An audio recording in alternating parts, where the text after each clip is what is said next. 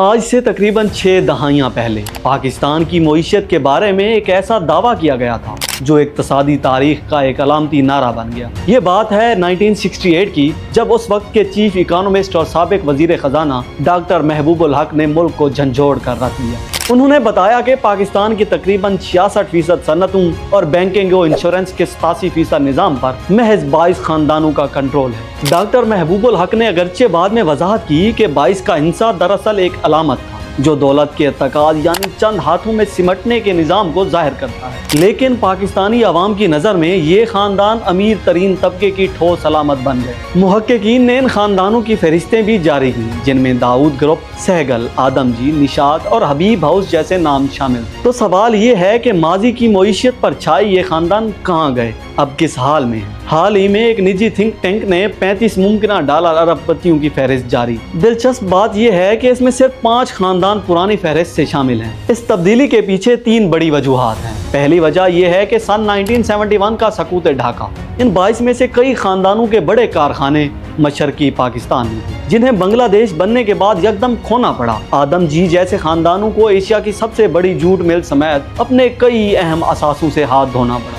دوسری اور سب سے فیصلہ کن وجہ تھی ذوالفقار علی بھٹو کی نیشنلائزیشن کی پالیسی۔ سوشلزم کے نعرے کے تحت بھٹو حکومت نے ان خاندانوں کی ملکیت میں موجود بینکوں، انشورنس اور بڑی صنعتوں کو قومی تحویل میں لے لیا۔ سہگل خاندان جس نے یونائٹڈ بینک کی بنیاد رکھی تھی سمیت کئی خاندانوں کی کمر ٹوٹ گئی اور انہوں نے 70% تک اثاثے کھو دیے۔ بہت سے بڑے صنعت کار یا تو پاکستان چھوڑ گئے یا پھر اپنے کھوئے ہوئے مقام کو دوبارہ حاصل نہ کر سکے۔ تیسری وجہ وراثتی تقسیم اور کاروباری تنازعات تھے۔ کئی خاندانوں نے نیشنلائزیشن سے بچنے کے لیے اپنے کاروبار چھوٹے کر دیے، لیکن بعد میں وراثتی جھگڑوں اور تقسیم نے ان کاروباری قوت کو مزید کمزور کر دیا۔ اس کی مثال آدم جی انشورنس ہے جس کا سن 2004 میں میاں منشا کے گروپ نے شیئر خرید کر ہوسٹائل ٹیک اوور کر لیا۔ اس طرح ایک بڑا نام امیر خاندانوں کی فہرست سے باہر ہو گیا۔ تاہم کچھ خاندان ایسے بھی تھے جو ہر دھچکے سے نہ صرف بچ نکلے بلکہ مزید پھلے پھولے۔ حبیب خاندان آج بھی موجود ہے اور اگرچہ وہ حبیب بینک لمیٹڈ کے مالک نہیں رہے، لیکن رفیق حبیب کے ہاؤس آف حبیب کی مارکیٹ کیپٹلائزیشن آج بھی اربوں میں ہے۔ اسی طرح داؤد خاندان جو نیشنلائزیشن کا شکار ہوا تھا آج اینگرو کارپوریشن کے ذریعے ملک کے بڑے کاروباری گروپوں میں شامل ہے۔ نشاد گروپ کے سربراہ میاں منشا بینکنگ سے لے کر توانائی اور ٹیکسٹائل تک متنوع کاروبار رکھتے ہوئے اپنا مقام برقرار رکھنے میں کامیاب رہے،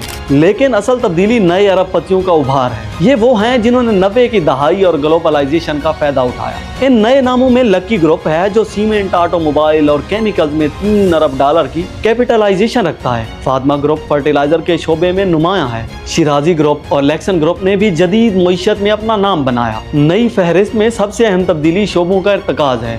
اب ریئل اسٹیٹ، آئی ٹی اور فنانس کے شعبے سے بڑے نام ابھر رہے ہیں۔ سسٹمز لمیٹڈ کے اعزاز حسن واحد آئی ٹی کمپنی کے مالک ہیں جو بلین ڈالر تک پہنچنے کی صلاحیت رکھتی ہے۔ ریئل اسٹیٹ سے وابستہ گوہر اجاز اور علیم خان بھی اس فہرست کا حصہ ہیں۔ اسی طرح جہانگیر ترین چینی کی پیداوار اور زراعت کے شعبے سے ایک نمایاں نام ہے۔ فائنانس کی دنیا میں جہانگیر صدیقی اور عارف حبیب نے اپنے گروپوں کی بنیادیں مضبوط کی ہیں۔ تو یہ ہے 22 خاندانوں کی کہانی سے نئے ارب پتیوں کی فہرست تک کا سفر، ایک ایسا سفر جس میں بڑے دھچکوں اور حکومتی پالیسیوں نے کئی پرانے ناموں کو تاریخ کا حصہ بنا دیا اور نئے ناموں کو عالمی کاروباری ماڈلز کے ذریعے ابھرنے کا موقع ملا۔ لیکن آخر میں ایک سب سے بڑا سوالیہ نشان باقی ہے۔ پاکستان کی 50% سے زیادہ معیشت دستاویزی نہیں ہے، یعنی کہ آج بھی سرکاری یا غیر سرکاری سطح پر کوئی یہ یقین سے نہیں کہہ سکتا کہ پاکستان کے سب سے امیر لوگ کون ہیں، ان کے نام کس ترتیب میں آتے ہیں یا ان کے پاس کتنی دولت ہے۔ یہ پاکستان کی اقتصادی تاریخ پر ایک اور سنگین سوالیہ نشان ہے۔